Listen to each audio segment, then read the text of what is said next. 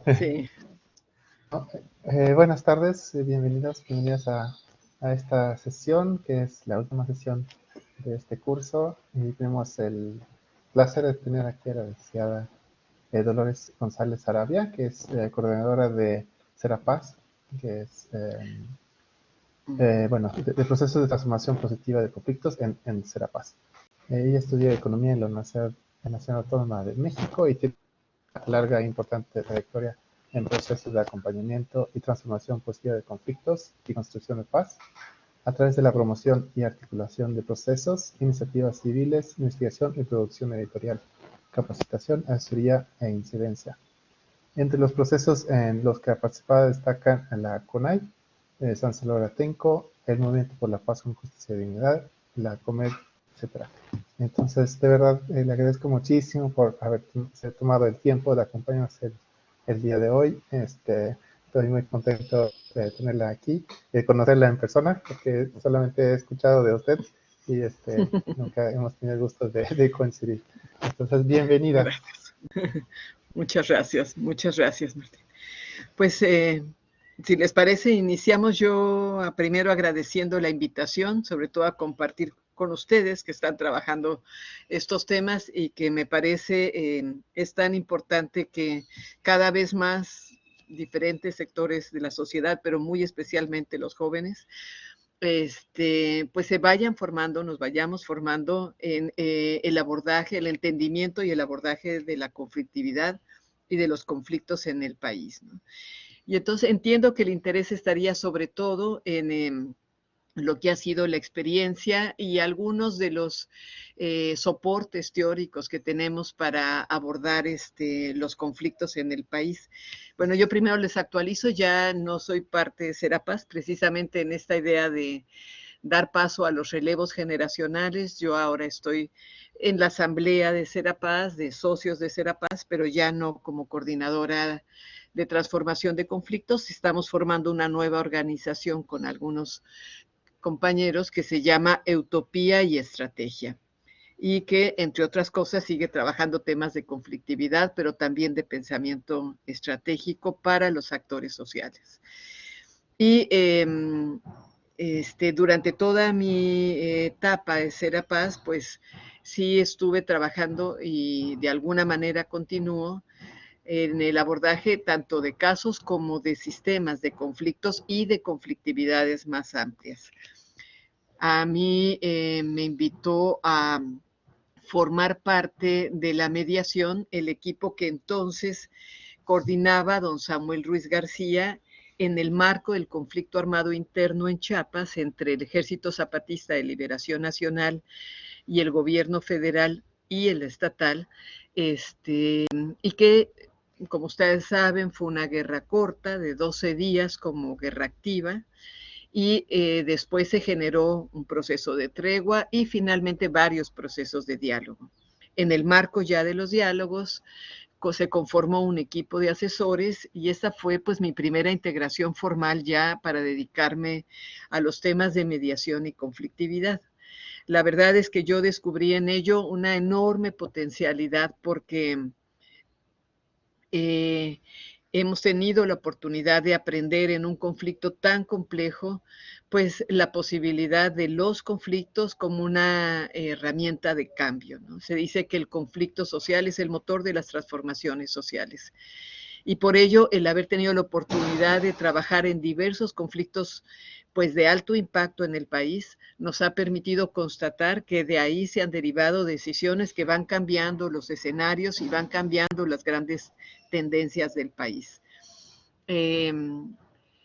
Yo no sé, primero les llamo a pensar qué es lo que nosotros sentimos, a qué palabras asociamos cuando pensamos en un conflicto.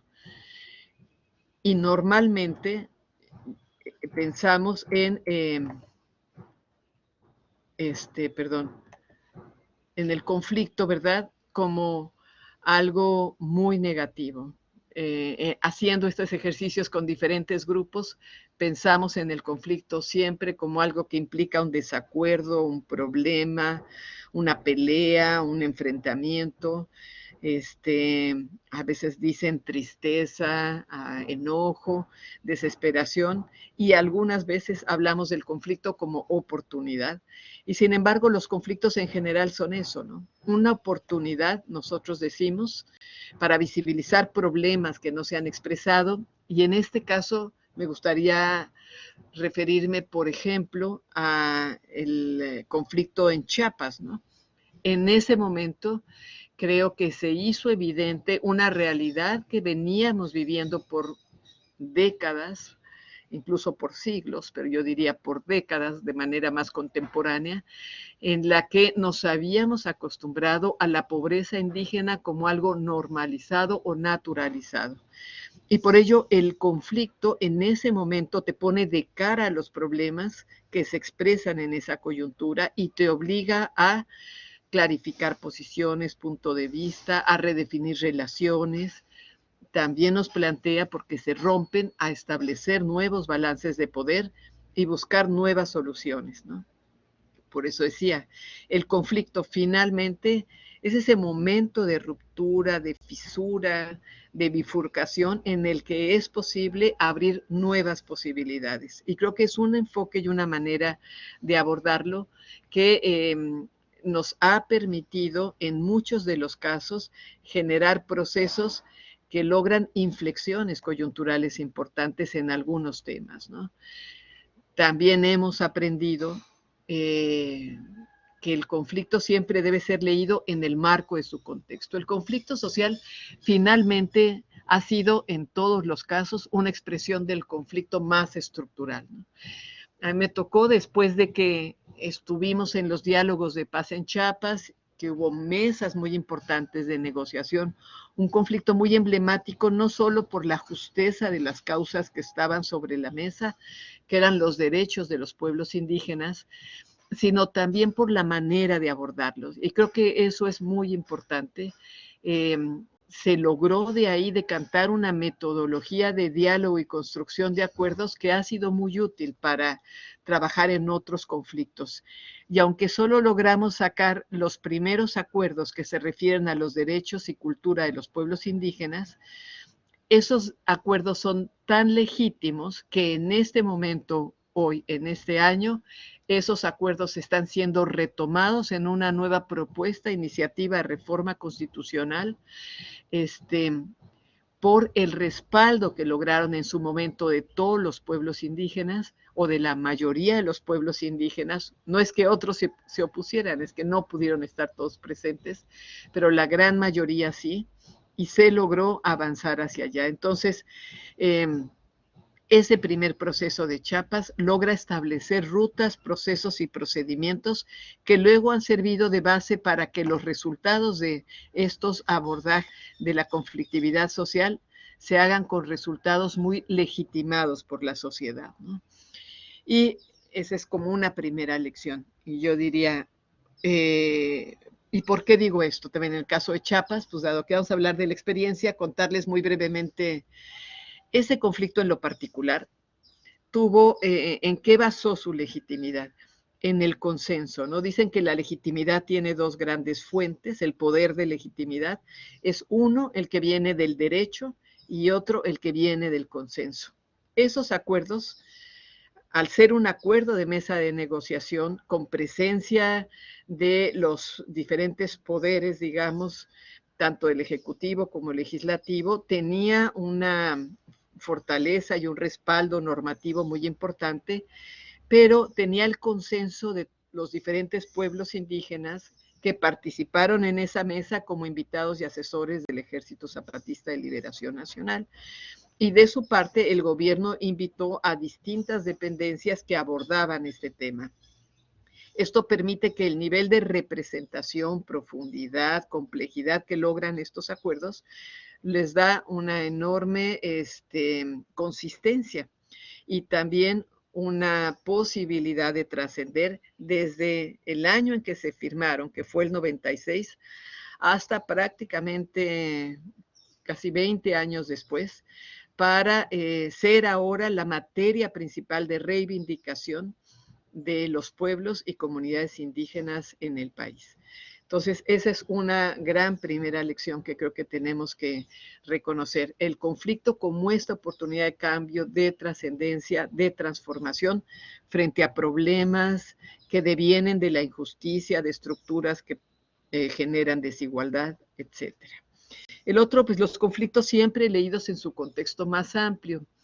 Y aquí me gustaría referirme a otro de los conflictos que fueron muy connotados. A lo mejor estoy hablando para ustedes que no sé si los tienen en su radar, pero un conflicto que fue una revuelta social muy importante en Oaxaca en el 2006. Fue un conflicto antiautoritario por decisiones autoritarias sistemáticas del gobierno local que llevaron a una especie de levantamiento frente a esa autoridad y que tuvieron a la ciudad de Oaxaca y a varios de sus municipios tomados por barricadas y de distintos sectores de la población durante casi 6 meses. En Oaxaca llegaron a contarse 2,000 barricadas, por ejemplo. Estas imágenes realmente de una revuelta social de gran envergadura. Y este conflicto estaba emparejado por el tiempo con un gran conflicto nacional, que fue el conflicto postelectoral en la primera elección en la que contendió Andrés Manuel López Obrador en ese momento frente a Felipe Calderón. Y ahí se establecen dos conflictos que no estaban relacionados, no tenían ningún vínculo entre sí, tenían dos historias y dos orígenes distintos. Pero sin embargo, el conflicto finalmente se resuelve por la relación entre estos dos contextos. El del conflicto local de Oaxaca, que lo voy a decir de esta manera, logró construir una correlación favorable para los actores sociales, que era el sindicato magisterial y una gran coalición de organizaciones locales, constituida como la Asamblea de Pueblos de Oaxaca, la APO, y el magisterio, y lograron un tipo de acción, dinámica, organización, articulación, que les permitió tener una correlación favorable en Oaxaca. O sea, podían haber ganado si solo se tratara de Oaxaca aislada del resto del mundo. Sin embargo, había otro contexto, que era el nacional, en el que había otra disputa de gran envergadura, una disputa política entre el gobierno en ese momento establecido y este movimiento de reivindicación, digamos, de la candidatura y eventualmente de que había habido un fraude en el caso de Andrés Manuel López Obrador. Y la combinación de estos dos conflictos hace que, por las alianzas que implica el conflicto y la correlación a nivel nacional, se define el conflicto particular. Quiere decir que quienes lograron pesar en las decisiones para resolver el conflicto de Oaxaca se apoyaron en sus necesidades, sus intereses en el conflicto nacional. Entonces, si me explico, nosotros no podemos nunca leer un conflicto aislado. Tenemos que leerlo en sus causas, en sus estrategias, en su procedimiento de abordaje, esta relación entre estos dos conflictos. Voy a tratar de ir a ejemplos más inmediatos, ¿no? Está el conflicto que implica en este momento quizá las reivindicaciones en contra de la violencia patriarcal y por los derechos de la mujer, hoy en este día emblemático 25 de noviembre. Y lo que ha venido sucediendo en las marchas feministas de los últimos tiempos. El conflicto se expresa de esta manera en una circunstancia concreta, con actores muy específicos, pero no logra decantarse solo por lo que sucede en ese momento o en ese proceso concreto, sino por lo que sucede en todo el territorio nacional.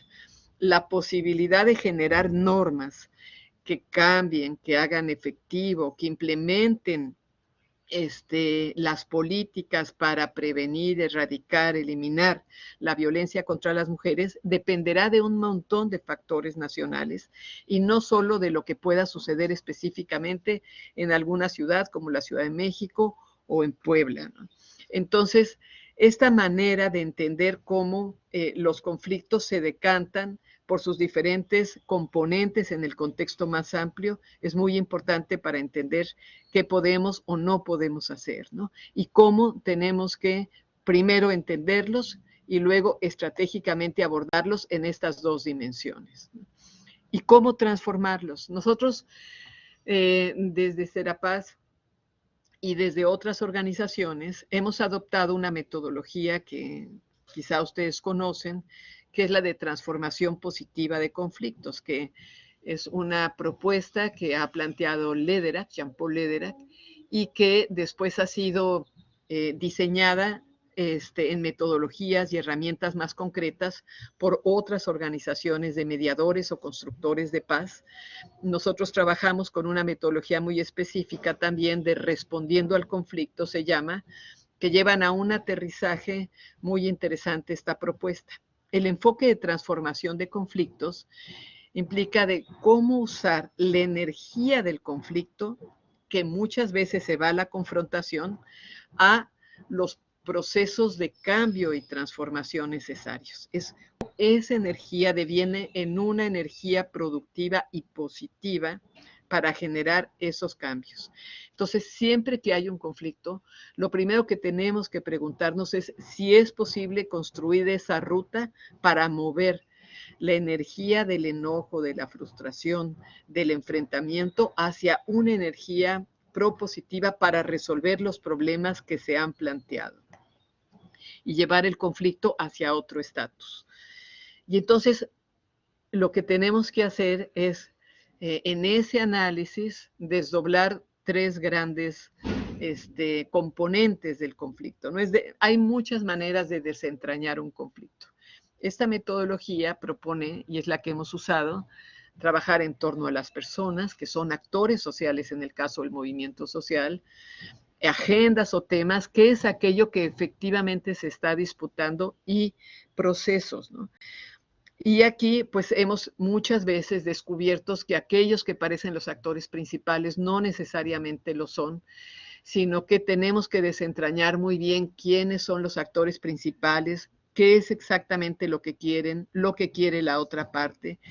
Si ese conflicto no es tan antagónico o no es claramente antagónico, si es posible o no abrir una agenda para encontrar los intereses compartidos y nuevas soluciones para los intereses conflictivos. Y cuidando siempre mucho el proceso. Tenemos que hacer mapas de los actores para entender quiénes están más en medio y pueden constituir este lugar de en medio en el conflicto, ¿no? Que ayuda a trabajar para que las partes no se polaricen totalmente y antagonicen totalmente hasta pensar que la única solución es la aniquilación del otro, sino que este campo de en medio ayude a ir construyendo nuevas posibilidades. Y esto que Uri ha llamado como el tercer lado, todos los soportes de apoyo, una comunidad circundante al conflicto que nos pueda ayudar a destrabarlo. Les pongo ejemplos. Luego, nos molestan mucho los conflictos que son muy duros en sus maneras de presión, por ejemplo, los maestros que bloquean carreteras, calles, avenidas importantes, acceso al centro de la ciudad, etcétera. Conflictos que hemos vivido todos de alguna manera y que nos afectan como terceros. Aquí lo importante de constituirnos como esta comunidad circundante es no abonar a la polarización, sino abonar a la posibilidad de una solución. Porque también hemos encontrado que la población realmente no se suma fácilmente a un actor o a otro del conflicto, ¿no? No se va solo con los maestros o solo con el gobierno. Prefiere no tomar partido claramente en esto, sino realmente prefiere apostar por la posibilidad de una solución al conflicto, ¿no? Una solución no violenta al conflicto. Las grandes correlaciones sociales de la gran sociedad, no hablo de la sociedad organizada, se encaminan, se encarrilan hacia la construcción de soluciones no violentas. Eso lo hemos visto en Chiapas, en Oaxaca, en el aeropuerto, en la universidad, en los conflictos por presas, digo, contra presas, contra carreteras, contra termoeléctricas. Si hay una ruta, normalmente la sociedad prefiere tratar de abordarla. Y en ese caso, hemos encontrado la importancia de que en este mapa, cuando yo digo personas, me refiero a hacer estos mapas de los actores, podamos identificar eso. ¿Dónde está cada quien en ese mapa? ¿Dónde estamos nosotros también? ¿Y qué podemos hacer en favor de la transformación de ese conflicto? Porque finalmente, pues transformar los conflictos lo que nos permite es, como decíamos antes, aprovechar la oportunidad para encontrar nuevas y mejores soluciones, para establecer balances más justos de poder, para mejorar las relaciones entre grupos y personas. También es muy importante la agenda de temas, ahorita voy a profundizar un poquito en eso, y el proceso, esto de dónde viene, cómo se está manifestando, cuál es la estrategia en este momento y hacia dónde va. Creo que ahí tenemos como sociedad grandes desafíos frente a la polarización, a la fragmentación, a la ruptura, para que en este análisis del conflicto vayamos encontrando información que nos permita construir otras alternativas. Y en esto me tengo porque es como el marco sobre el cual nosotros entonces, con una claridad del diagnóstico, podemos empezar a pensar hacia dónde conducir la acción.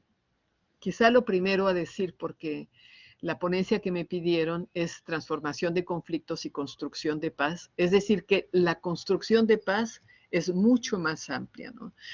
La construcción de paz implica abordar todo un proceso, no es un punto de llegada, es un proceso cotidiano para generar un cambio de condiciones que tienen que ver con, sí, reducir la violencia, contenerla, reducirla, de tal manera que podamos tener la posibilidad de vivir con seguridad y en paz. Pero esto implica abordar otros campos simultáneamente, el campo de la justicia social. ¿Qué hacemos frente a los procesos de desigualdad, de carencia, de escasez, de pobreza? Esos también tienen que ser abordados en este camino, de tal manera que no sean la fuente principal de la conflictividad y en todo caso de la violencia, ¿no? Tenemos que abordar también el tema de la participación de la sociedad, cuáles son los procesos democráticos que permiten que las diferentes voces, intereses, identidades puedan ser expresadas de múltiples maneras y tomadas en cuenta en las decisiones públicas. Y ahí está el caso de los movimientos identitarios de derecho a la diversidad, de los movimientos feministas, de los movimientos de jóvenes. América Latina se ha llenado de movimientos de jóvenes reclamando su futuro. Y también está todo lo que tiene que ver con el modelo económico y, por ejemplo, el derecho al medio ambiente sano, una de las grandes agendas emergentes en el mundo, donde vemos por un lado a jóvenes del norte en todos los países de Europa, del continente norteamericano, haciendo enormes manifestaciones y esfuerzos por ser escuchados para cambiar la política pública y cientos o miles de conflictos socioambientales de comunidades indígenas, rurales o urbanas en muchos de los continentes del sur. Perdón, de las regiones o subcontinentes del sur. ¿Cómo articulamos estos procesos? Esto también tiene que ser atendido como parte de este proceso de construcción de paz y una cultura de paz que nos permita, como cultura, de abordar de una manera distinta los conflictos. Por un lado, como cultura, es cómo establecemos un cuerpo, vivimos un cuerpo de valores que nos haga sentido y que nos dé un sentido de lo común frente al sentido estrictamente de lo individual, que cambie la idea de competencia por una idea de colaboración, que entienda, ¿verdad? Un proceso y tienda a un proceso igualitario de lo masculino, lo femenino y otras identidades de género, que entienda un proceso igualitario entre diferentes etnias y culturas y rompa estos esquemas neocoloniales que vivimos, en fin. Entonces, dentro de esta propuesta de cultura de paz está estas capacidades, herramientas y metodologías de abordaje de la conflictividad. Y es solo esta mirada integral sobre el proceso de construcción de paz que nos va a permitir acercarnos a la paz, esta que hemos llamado algunas veces la paz con justicia y dignidad, una paz firme y duradera, porque está constituida sobre nuevas formas de convivencia basadas en la democracia, la justicia, las propuestas incluyentes para todos, con dignidad y con un pleno ejercicio de derechos humanos, colectivos e individuales. Poder imaginarnos de vivir así solo va a ser posible si miramos integralmente los conflictos y la conflictividad en sus contextos más amplios, ¿no? Por eso, en esta propuesta de transformación de conflictos, nosotros lo que hacemos siempre es tratar de tener una visión que nos coloque en el largo plazo. ¿Cuáles son los cambios sociales deseados? Que un conflicto particular, puede ser un conflicto de estudiantes con la rectoría, está expresando y necesitamos revalorar de cara a los cambios necesarios para que ese conflicto que se resuelve el día de hoy en su crisis puntual pueda ayudar a resolver las causas profundas que lo originaron, ¿no?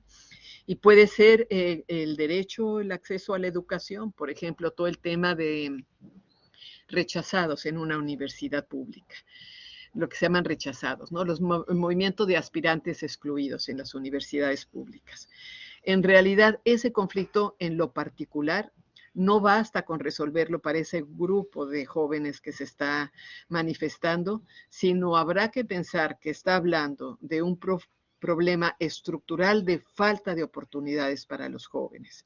Si un grupo de mujeres se está manifestando porque son víctimas de la violencia y no encuentran alternativas, habrá que pensar que el problema de fondo es un problema de relaciones humanas, en la que un género está ejerciendo un poder abusivo sobre otro, ¿no? Y cómo mover esas relaciones humanas, un cambio civilizatorio de cómo entendernos entre géneros en el mundo. Entonces, esta idea de lo inmediato, lo específico y lo concreto con lo que tenemos que ir generando como procesos de transformación para construir este otro mundo posible y necesario de justicia y dignidad para todos. Esta paz tan anhelada, que es esta paz que no le da cabida a la violencia porque vive en este sentido de colectividad distinto, ¿no? Y este abordaje de la transformación de conflictos nos obliga a entender las causas originarias y por tanto los cambios estructurales que necesitamos y a generar un proceso que nos permita establecer condiciones de no repetición, ¿no? Ir trabajando con los actores del conflicto, pero también con los cambios sociales y en la cultura social para no repetir estos esquemas de la conflictividad o de ciertos conflictos. Pues decía yo, puede ser relativos al territorio, a la seguridad pública, a los derechos sociales, la educación, el trabajo, la salud, etcétera, a la identidad y la cultura, a la política misma. O sea, en todos estos campos que vivimos cotidianamente el conflicto social, se pueden crear estos abordajes multidimensionales de la estructura, el espacio meso de los actores secundarios, de lo público, para finalmente tratar de impactar en las estructuras y las condiciones de largo plazo. Y cuando decidimos abordar un conflicto desde esta perspectiva, tenemos que hacerlo con una lógica que nos orienta la respuesta a estas preguntas. ¿Cuál puede ser una solución? Primero, sobre los temas y problemas. ¿Cuál puede ser una solución aceptable para ambos, logrando el mejor resultado posible para resolver las causas y la agenda del conflicto? es decir, la agenda muy inmediata y al mismo tiempo las causas de fondo. ¿Cuál podría ser? Y aquí lo importante quizá es la frase para ambas partes. Los procesos de transformación de conflictos son procesos que se tienen que hacer con la decisión y el involucramiento de ambas partes. Y ellas tienen que ser parte, ellas tienen que ser partícipes, digamos, de la construcción de esas soluciones. Y sus intereses deben verse reflejados en esas soluciones finales, ¿no?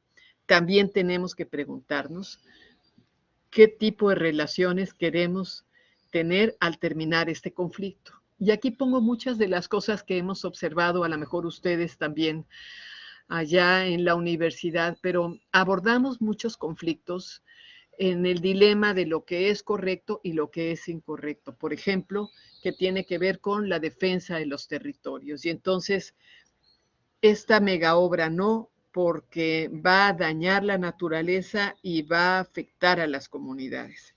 Pero resulta que una parte de esas comunidades, y hablo, este ejemplo cabe en muchísimos de los conflictos que hoy suceden en el país. Una parte importante de esas comunidades considera que esa mega obra le va a ayudar porque le va a dar trabajo. Puede ser que esté equivocada y que ese trabajo va a valer poco si pensamos en la afectación ambiental. Sin embargo, es la consideración de esa comunidad. Y las comunidades empiezan a dividirse entre a favor y en contra. Esa división también es alimentada por quien prefiere la estrategia de divide y vencerás, ¿verdad? Entonces, tenemos comunidades divididas en muchísimos lugares del país entre estar a favor o en contra de una obra.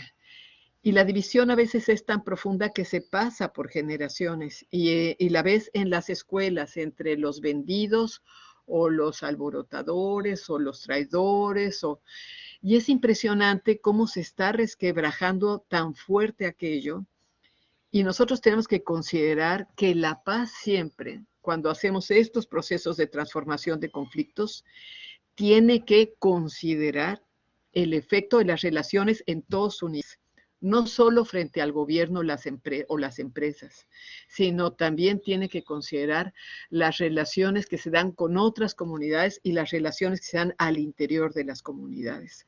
Y que tenemos que tratar de alinear una salida que de alguna manera, al menos en la relación, pueda incorporar a todos para tener relaciones sanas, con quienes vamos a seguir viviendo por generaciones, porque muchas de estas divisiones se dan hasta entre familias, entre compadres, entre vecinos, entre compañeras de la escuela. Entonces, tener como siempre previsto qué relaciones tenemos, qué relaciones queremos tener al final de abordar este conflicto.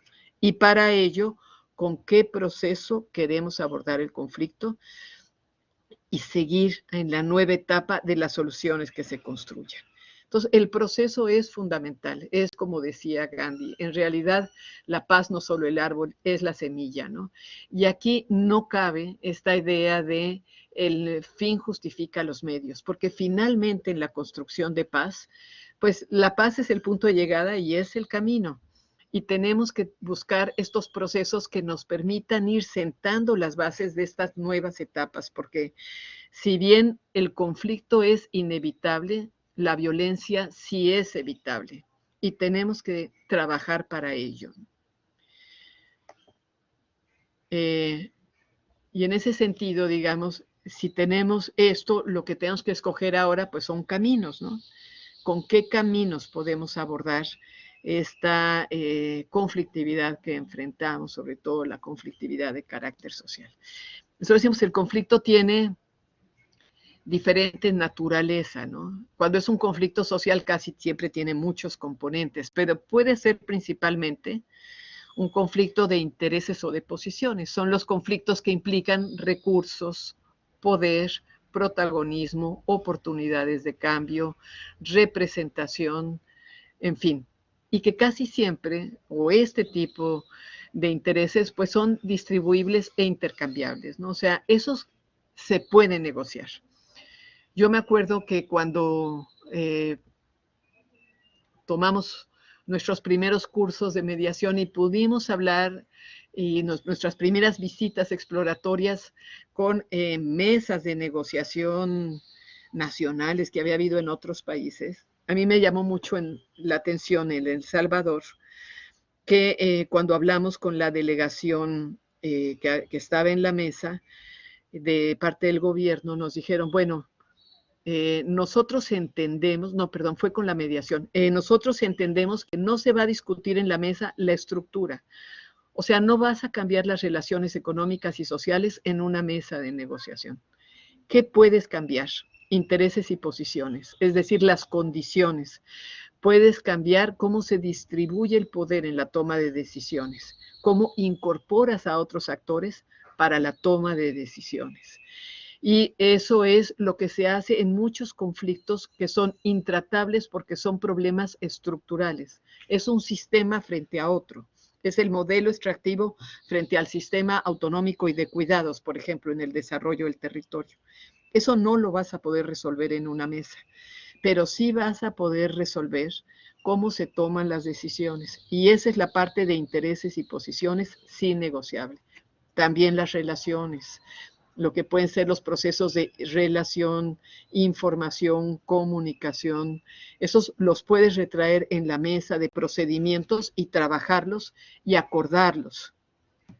No puedes negociar los derechos, pero sí puedes abrir el espacio para definir cómo se van a implementar, cómo vamos a acordar su interpretación, si es necesario abrir un proceso para una nueva ruta, digamos, de nuevos derechos o de reformas necesarias, ¿no?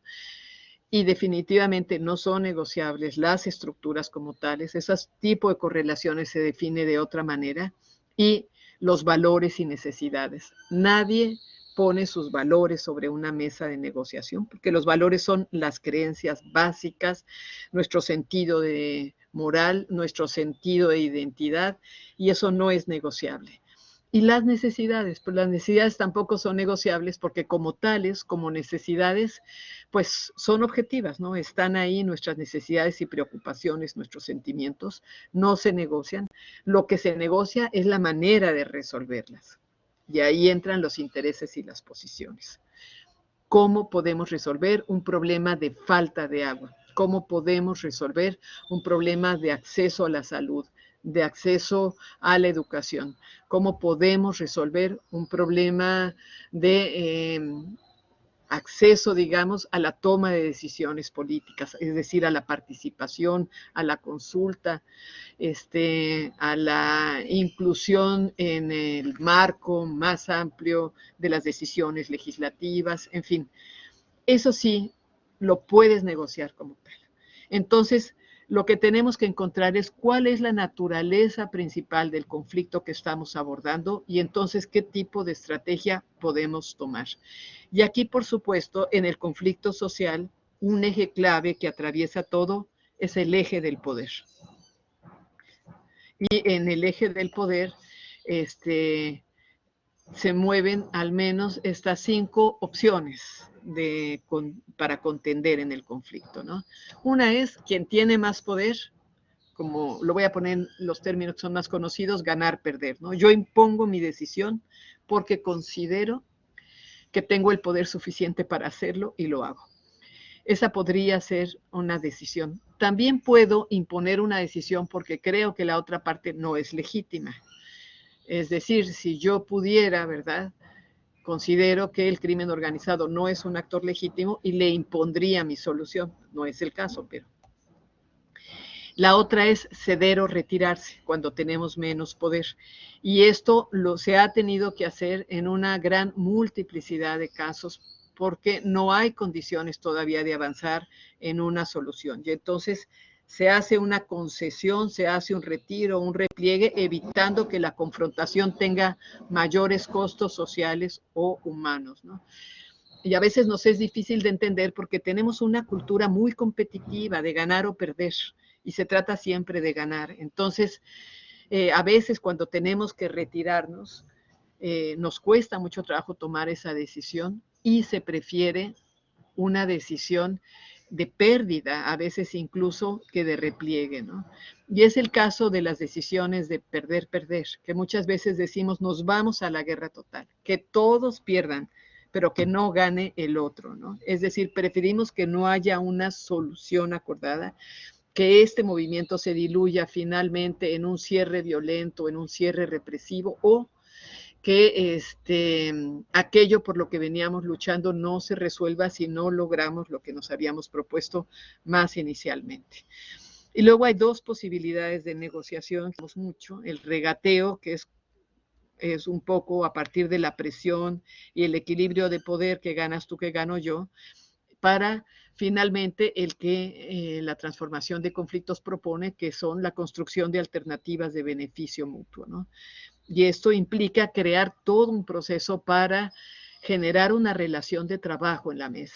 Sí somos adversarios, sí tenemos intereses distintos, sí tenemos perspectivas distintas, percepciones distintas del problema, pero somos capaces de entender que estamos hablando de un problema que nos compete a ambos y que podemos generar una relación de trabajo alrededor de ese problema y de la necesidad de solucionarlo, ¿no? Y entonces hay un montón de modelos y logramos llegar a ese punto de cómo abordar de manera productiva esta búsqueda de alternativas de beneficio mutuo, ¿no? Una, bueno, las que están a la derecha, arbitraje, litigio, pues son las que deciden dejar finalmente en manos de un tercero o una mayoría la decisión. ¿Quién va a tomar la decisión? Un árbitro. Y le cedemos nosotros nuestro poder, se lo delegamos para que este árbitro decida por nosotros. Y ese árbitro va a tener la fuerza y la legitimidad para imponer la solución que considere más justa, pero finalmente es una solución construida por otra parte. Y en la transformación de conflictos, nosotros proponemos siempre los modelos no adversariales, quiere decir aquellos como la negociación, la conciliación, mediada o no mediada, la construcción de consensos, que nos permite que la solución se construya por las partes, para que sus intereses queden reflejados y para que haya satisfacción. Las soluciones tienen dos tipos de objetivos: aquella que permite que las partes queden satisfechas, son, digamos, la valoración subjetiva de que una negociación ha salido bien. Y la parte objetiva es que efectivamente han sido considerados los intereses distintos de ambas partes. Entonces, este tipo de solución mantiene el poder de las partes, la solución, perdón, en el poder de ambas partes y genera la posibilidad de una relación perdurable. En las soluciones negociadas, sobre todo cuando son procesos más largos, se van logrando en muchas ocasiones procesos cada vez mejores de comunicación, de restauración de confianza, porque finalmente la cotidianidad del diálogo permite también ir develando con más claridad lo que cada quien quiere y la persona y el carácter de quienes participan en estos procesos, ¿no? Cuando optamos solamente por una negociación en la que decidimos, ponemos el poder, es decir, nuestra capacidad de coacción al otro, de coaccionarlo, los intereses quedan disminuidos por completo. Solo son tomados de una parte y solo aquellos que pueda reivindicar en un proceso que tiene un nivel de violencia, que puede ser no física, pero sí de imposición y de negación del otro, ¿no? Y cuando ponemos al centro los intereses, la discusión de intereses para transformar el conflicto, y el poder no lo define todo, sino es solo un componente a considerar, buscamos el equilibrio de las partes. Nosotros usamos una figura que es como un balancín desde la mediación, ¿no? Las partes casi siempre en los conflictos sociales son asimétricas. O sea, podemos pensar una comunidad frente a una presa o una represa, ¿no? O una mina. Es un poder totalmente asimétrico. la labor del mediador aquí es intentar generar equilibrios que permitan llegar a estas discusiones con un balance de poder y se puedan poner al centro los intereses de ambas partes. Esos equilibrios pueden ser construidos invitando a personalidades o a otros actores que acompañen ese proceso, de tal manera que la legitimidad de esos actores pese en favor del actor más débil. Se puede ayudar a prepararles mejor su interlocución, a tener más claridad de sus demandas y las opciones que pueden abrir, a tener un respaldo técnico más claro, un abordaje que les permita una mayor, digamos, participación en la definición de las soluciones, en fin. Entonces, la manera en que el poder puede estar equilibrado y realmente podamos ir a este tipo de soluciones incluyentes, armónicas, que mantengan un nuevo balance de poder en la mesa. Y bueno, algunas de las maneras de abordar esto y por qué decimos, ¿verdad?, que los intereses son aquellos que permiten potenciar los beneficios de la negociación, ¿no? Las estrategias diferentes que se usan, si solo vamos al poder, es la coerción, es el uso de la fuerza, cualquiera que sean los componentes de esta fuerza. Si hablamos de derechos, conflictos de derechos, estrictamente el juicio del arbitraje. Si hablamos de intereses, la posibilidad de mediación, facilitación y negociación. La idea es colocar esta última parte de intereses como el eje de la discusión y solución del conflicto, aunque no sea la única. Y aquí por eso ponemos este cuadro, porque normalmente los conflictos sociales son muy complejos y requieren construcción de soluciones complejas. Por ejemplo, si queremos hablar de cualquiera de las campañas, no sé, que ustedes conozcan, en favor de ahora el Istmo es nuestro, o en favor del, ¿cómo se llama?, Sin maíz no hay país, la campaña por la libertad del profesor Alberto Patistán. Bueno, podemos hablar de muchísimas campañas que se han hecho y que tienen que construir, por eso veía el cuadro anterior, un montón de estrategias en simultáneo. O sea, un proceso organizativo de los actores que van a participar, una clara estrategia de sustento, no solo defensa jurídico, para una y otra parte, pero lo jurídico tiene que ser una referencia independiente que nos ayude a tomar decisiones. Cuál va a ser el proceso de diálogo y negociación, cómo vamos a abordar ese diálogo, cómo nos entrenamos para el diálogo. No es lo mismo un diálogo cualquiera que un diálogo en conflicto. Los procesos de comunicación social, comunicación estratégica, de movilización de cara a la sociedad, no solamente al otro actor, para lograr un entendimiento y un respaldo social que legitime también, que cree los niveles de consenso necesarios sobre aquello que se está planteando, ¿no? Entonces, en estos conflictos que ustedes ven, no todo se resuelve en la mesa. La mesa a veces es una de 10 componentes, de 10 estrategias o líneas estratégicas de la parrilla. Se visibiliza mucho el diálogo y la negociación porque es el encuentro de las partes, pero normalmente está acompañada de muy arduo trabajo, de un andamiaje para la paz, que puede implicar, como ahora están viendo frente a la situación que se está viviendo en Chiapas, que vienen grupos de embajadas, delegaciones internacionales, misiones civiles, frente al tema de los desaparecidos. Hoy se acaba de lograr que la ONU tenga realmente una intervención procesal importante en la búsqueda de personas desaparecidas y en el castigo a los responsables.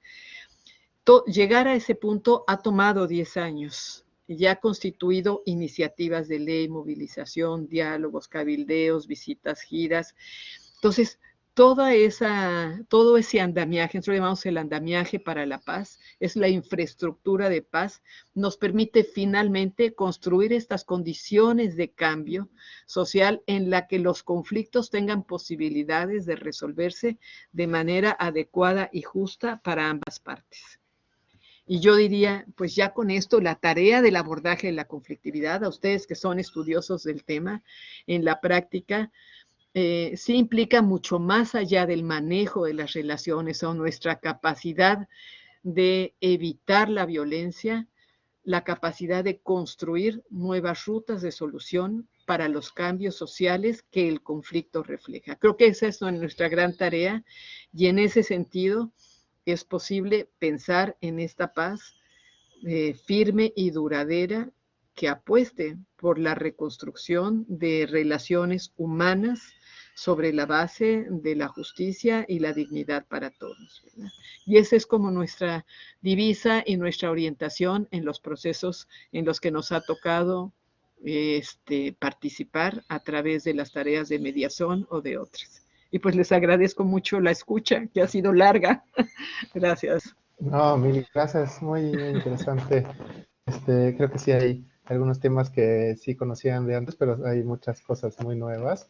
Y sí, no es lo mismo, creo yo, también que lo escuchen de alguien sin tanta experiencia práctica como yo, como alguien que con muchísima experiencia práctica como usted. Entonces, le agradezco muchísimo.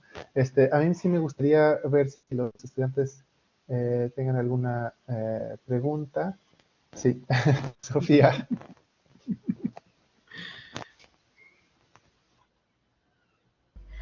Hola, buenas tardes. Pues primero Hola, que ¿qué tal, nada, Sofía?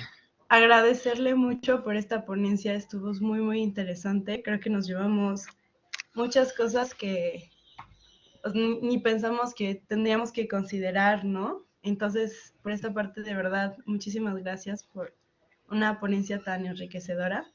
Yo tengo una pregunta en cuanto a los límites de los que hablabas, de qué es posible negociar y qué no es posible negociar. Sí.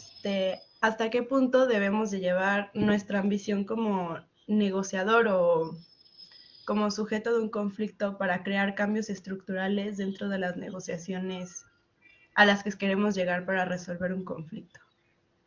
No sé si se entendió. Muchas gracias. Sí. Sí, ¿entro ya en la respuesta? Porque, a Sí, por ver, favor. yo Sí. creo que hay como dos niveles diferentes de límites, ¿no? Una es lo que para nosotros es nuestro, digamos, nuestro techo, que es nuestra aspiración máxima, que creemos que es viable, por eso la consideramos, pero no necesariamente alcanzable con la fuerza que tenemos. Y nuestro piso, ¿no? Lo que ya no podemos negociar, pues porque digamos, ir más abajo de eso ya ni siquiera vale la pena en el proceso, ¿no? Podríamos ganar más hasta por fuera de esta acción que estamos haciendo, ¿no? De esta lucha. Pero yo lo que creo que tenemos que entender finalmente es que un límite muy claro es que en la construcción que hagamos nos tenemos que imaginar, yo les digo, el ejercicio de pensar una minuta que puedan firmar las dos partes. Ese es el otro límite, ¿no? Un límite es lo que se llama el mapa, ¿no? El nuestro, es el que nosotros, es la mejor alternativa frente a perdón, uno hace una investigación cuando va a hacer una negociación, ¿qué es lo más que yo puedo obtener sin ir a esa negociación? Por ejemplo, un trabajador dice, yo puedo simplemente por ley, tengo derecho a ABC, ya sin negociación, yéndome a juicio directo, ¿no? Si aparte voy a negociar es porque voy a ganar más. Entonces, tenemos lo que se llama el acuerdo, el mejor acuerdo posible frente a una negociación, lo que yo podría obtener al margen de la negociación. Entonces, me voy de ahí para arriba. Y el otro límite, muy probablemente dado, o sea, hay muchos factores, pero como límite, por los intereses fundamentales de la otra parte. En un proceso de negociación, lo que no puedes es anular a la otra parte, aniquilarla, no considerar sus intereses, ¿no? Entonces ya tampoco es una negociación. Si tú llegas y dices, yo llego aquí con esta postura inamovible y no le cambio ni una coma, bueno, pues ya no es una negociación. Tienes la fuerza para imponer, pero no es una negociación. O no avanzas, cualquiera de las dos cosas. Entonces creo que ese es el otro límite.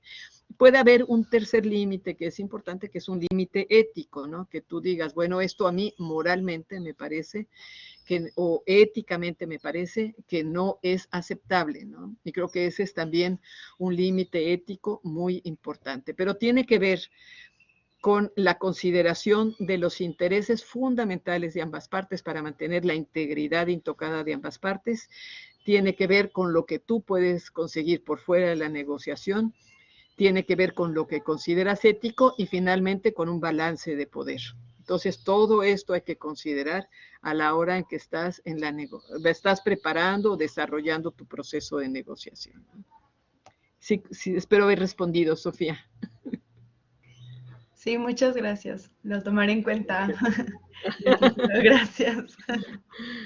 Sí, hay mucho que se puede hacer siempre por dejar que crezca nuestro techo, ¿verdad? Pero o sea, hay que trabajar alrededor de todas estas estrategias de las que hemos hablado, brevemente. Sí. Bueno, ya tomé nota. Muchas gracias. Gracias. Muchas gracias. ¿Otra pregunta que tengan? Si quieren poner en el chat, yo prefería obviamente que abrieran el micrófono. Se tienen también en el chat. Yo obviamente tengo preguntas, pero si quiero dar como un espacio para ustedes, pues sí. Claro. Sí. Bueno, voy a intervenir con una pregunta mientras piensan a ver. Yo estaba pensando también en la experiencia, a ver. Ok, Valeria. Gracias, Valeria. Yo estaba pensando en este caso de las negociaciones en Chiapas, que parecía que lo que pasaba en la mesa de negociaciones no siempre correspondía con lo que hacían las partes, ¿no? Que podían haber Ajá. como ataques al mismo tiempo, o sea, militares a la par que se estaba negociando, ¿no? A mí sí me interesaría Sí. cómo tratar ese tipo de situaciones, cómo se hace en la práctica, cómo se platica con las partes en ese tipo de situaciones, donde son como dos mensajes contradictorios, ¿no? A la vez, ¿cómo Así es. tratarlo? ¿O cómo lo Sí. hicieron? Pues mira, la verdad es que no se resolvió del todo y tampoco en la Ujú, mesa de Oaxaca ni en la toma de rectoría de la UNAM. O sea, no es tan fácil porque las partes casi siempre están considerando que para aumentar su capacidad de negociación en la mesa tienen que aumentar su capacidad de presión afuera, ¿no? ujú, Y una parte que es muy importante trabajar, este tipo de modelos, digamos, implica mucho diálogo desde la mediación con ambas partes, es alinear las estrategias, exactamente, no entrar en estas contradicciones, porque eso va deteriorando no solo la confianza, sino la posibilidad de avance. Se empieza a convertir en una condición de, yo te pongo la condición de que ya no me hagas manifestaciones, pero tú sientes que si no haces manifestaciones, tú vas a quedar débil en la mesa para alcanzar tus logros. Entonces, es importante que las partes entiendan que se trata de alinear las estrategias de tal manera que si manda la negociación, por ejemplo, entonces el foco se vaya hacia la negociación. ¿Qué tenemos que hacer? Dejamos la parrilla aquí puesta, ¿verdad? ¿Qué tenemos que hacer en términos organizativos, en términos jurídicos, de comunicación estratégica, de movilización, puede ser de incidencia internacional, etcétera, para que ese diálogo y negociación sea exitoso? Entonces, esa es como la construcción alrededor de una de las líneas estratégicas que manda. Esta, decía yo, es siempre la más visible y la que más congrega expectativas. Pero la verdad es que en un momento dado lo que podemos hacer es que podemos estar apostando todos hacia un elemento de comunicación. Vamos a empezar este proceso con una estrategia de explicación, sensibilización pública. Y entonces todas las cosas que se hagan en los otros ámbitos tienen que ayudar a alinear hacia ese momento, que es un momento de sensibilización de la sociedad, para que después pueda acuerpar el diálogo y la negociación, por ejemplo. Y creo que otro tema clave en el diálogo y la negociación es el tema del cumplimiento de los acuerdos, porque cualquier incumplimiento, que es lo que pasa muy frecuentemente, desacomoda, rompe los avances de la mesa. ujú. Entonces, siempre hemos sostenido que es muy importante que el cumplimiento se haga exactamente después de tomarse los acuerdos. Los acuerdos se tienen que tomar pensando cómo se van a cumplir. y cumplirlos de inmediato, porque es cuando hay más energía, más atención, más respaldo, más consistencia, es el momentum, digamos, de los acuerdos, y se pueden implementar con mucho mayor fuerza, ¿no? Muchas veces pasa mucho tiempo entre que se tome el acuerdo y empieza el proceso de implementación. Los acuerdos de San Andrés se tomaron y empezaron a implementarse 2 años después. Entonces ya se había perdido el interés, la fuerza, el respaldo, la comprensión de lo que se estaba discutiendo, ¿no? Entonces, eso también ayuda el alinear bien en tiempos la oportunidad, el timing y, decíamos, el engranaje de todas las estrategias para ir resolviendo cada uno de estos, cada una de estas casillas estratégicas, ¿no? O de estos ejes estratégicos. Ok, muchas gracias. De nuevo les invito. Ok, Sofía. Creo que bajó la mano más bien. ¿O no? Hola. Ah, la subiste. Hola, Sofía. Bueno, es que estos temas a mí me encantan y bueno, de nuevo muchas gracias. Tengo una pregunta acerca de, bueno, en este curso y en otro curso que tuvimos en la carrera, Antropología Legal, vimos los temas de pluriculturalidad, pluriculturalidad jurídica. Ahorita que estás hablando de varios conflictos que has tenido en Oaxaca y en Chiapas, quería preguntarte si en tu experiencia has tenido que usar esta herramienta para la resolución de problemas, porque lo hemos visto nosotros en manera teórica, ¿no? Pero ahora sí que preguntándote a ti ya que lo has, no sé si podido aplicar en tu experiencia o qué piensas acerca de esta herramienta. Gracias. Que es usar los distintos sistemas normativos, ¿no? Entiendo, los sistemas normativos tradicionales, a veces los sistemas normativos como propios de esa organización en lo particular y el sistema positivo.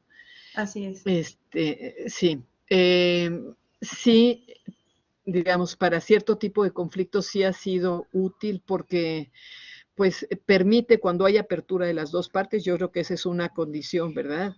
Que los conflictos se resuelvan con mucho mayor claridad y consenso para todos, ¿no? Yo, digamos, en conflictos que tienen que ver, por ejemplo, con los procesos de consulta y con los sistemas pertinentes de consulta, esto es fundamental, ¿no? Y esto es para grandes procesos de defensa del territorio.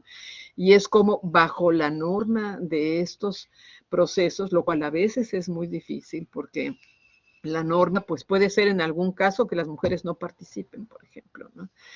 Logras acuerdos que permitan en este sistema más plurijurídico, digamos, el sistema más incluyente y consensual para encontrar la solución de este problema. Esto es una negociación de procedimientos antes de una negociación de la solución.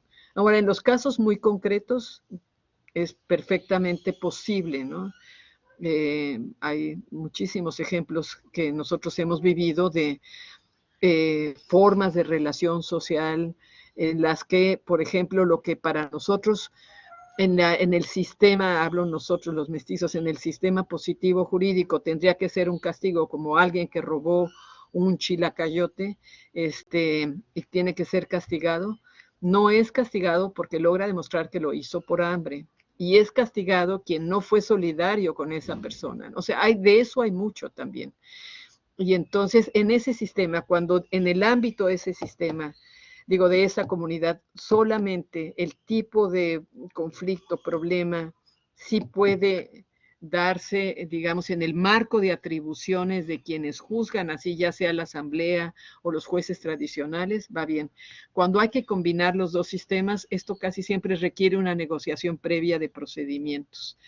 Y el criterio, pues, tiene que ver mucho con la inclusión, que ambas partes se sientan incluidas y con confianza. Es el tema que están viviendo ahora las policías comunitarias de Guerrero, que tienen su sistema de protección y de justicia. Durante muchos años ellos usan una justicia restaurativa. La justicia restaurativa de la policía comunitaria logró darle salida a los delitos que ellos habían abordado, ¿no? O procesado. Y había habido una aceptación de estas maneras de la justicia restaurativa, que es mucho de reinserción y reeducación, o reeducación y reinserción. Desgraciadamente, pues también los cambios culturales influyen, el contexto de violencia influye, y ahora hay importantes controversias alrededor de quienes no están dispuestos a asumir estos procesos de reeducación, reinserción, de restauración de relaciones, porque creen que los delitos deben ser castigados más severamente. Pero bueno, son cambios históricos que también tenemos que ir entendiendo y implican procesos de diálogo y consenso procedimentales muy importantes que tenemos que abordar, ¿verdad? O sea, que decir, no está todo resuelto, Sofía. Creo que es un tema sobre el que estamos caminando y aprendiendo y se resuelve de diferentes maneras en distintos lugares del país. Muchos cambios a partir de los cambios en el contexto, ¿no? Muchas gracias. Gracias a ti.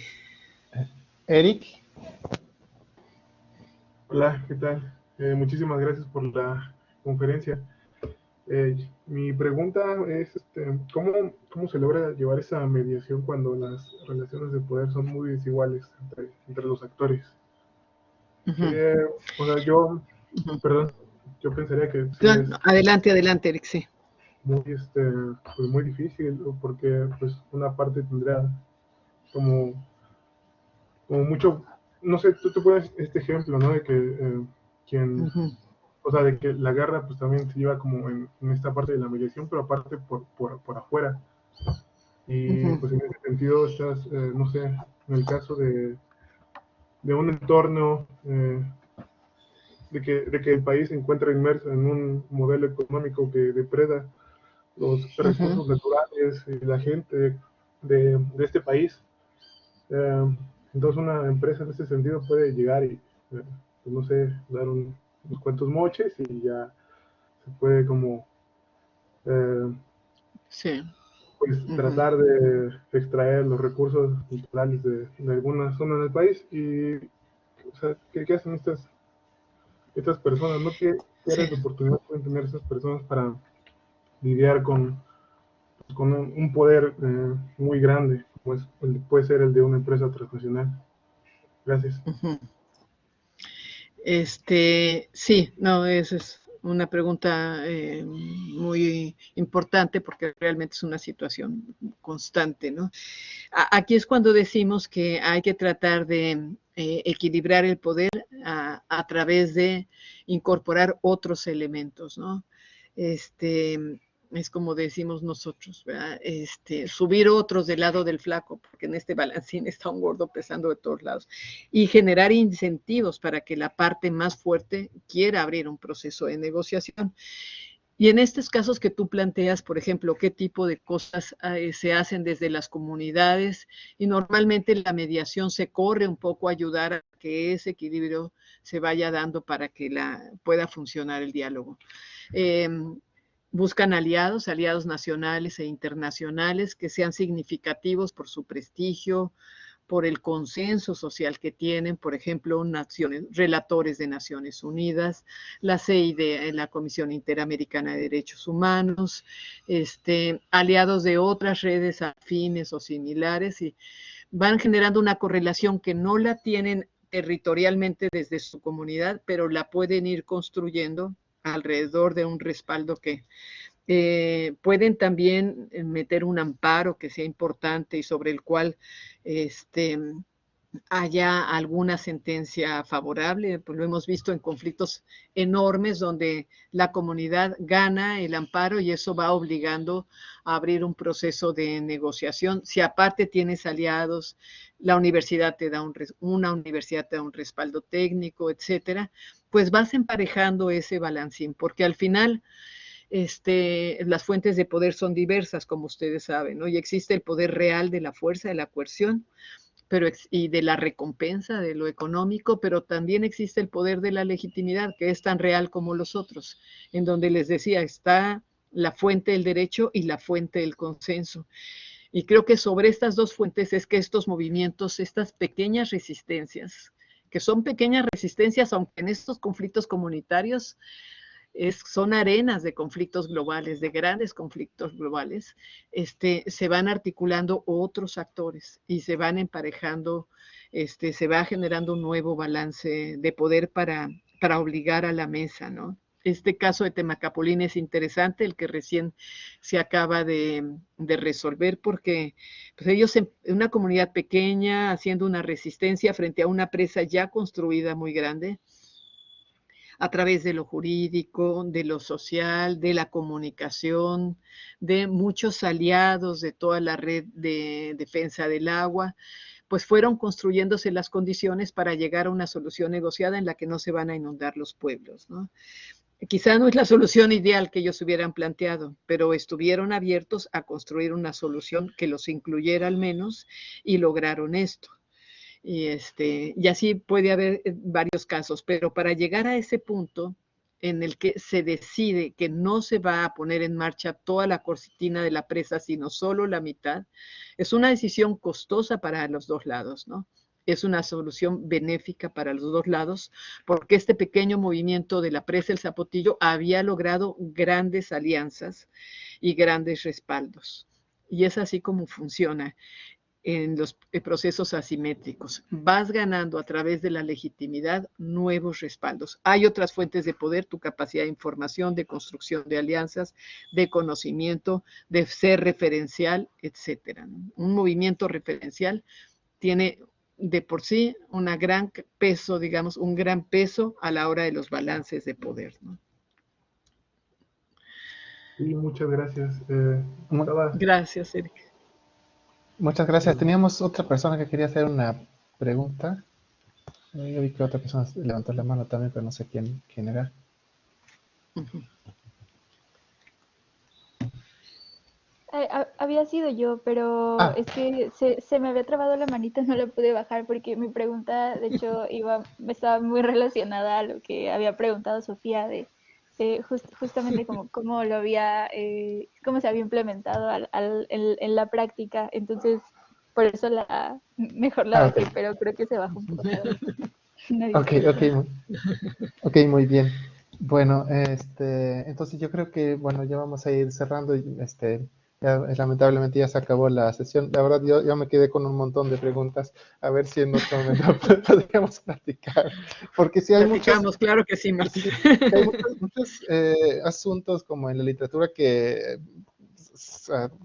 creo que hace falta como tener más conocimiento de, a ver, cómo reaccionan cuando por ejemplo, eso de las simetrías, ¿no? Y el equilibrio, cómo reaccionan cuando intervienen o sea, cómo no lo van a leer como un apoyo a una parte, ¿no? Cómo hacer para no perder la equidad, etcétera.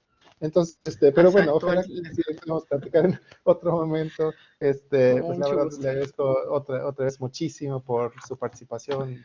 Me encantó por las reacciones de las alumnas, yo creo, y Eric también. Creo que también quedaron muy contentas. Pues le agradezco de nuevo muchísimo por su Muchas tiempo gracias a y ustedes. su presentación y pues, estamos en contacto. No, muchas gracias a ustedes. Siempre uno aprende de este diálogo, sobre todo con los jóvenes. Muchas gracias. Muchas gracias. Gracias, Martín. Gracias. Hasta Hasta pronto, luego. entonces. Volveremos a platicar con mucho gusto. Sí, me parece muy bien. Muchas gracias. Hasta luego. Hasta luego.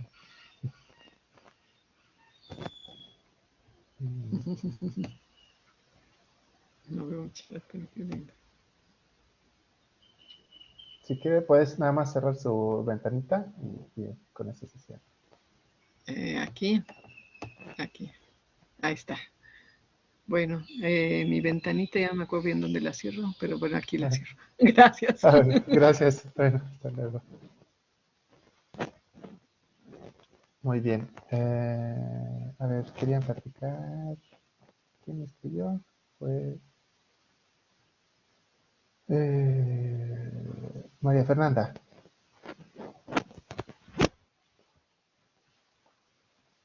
Ay, voy a apagar aquí. Ay, sí.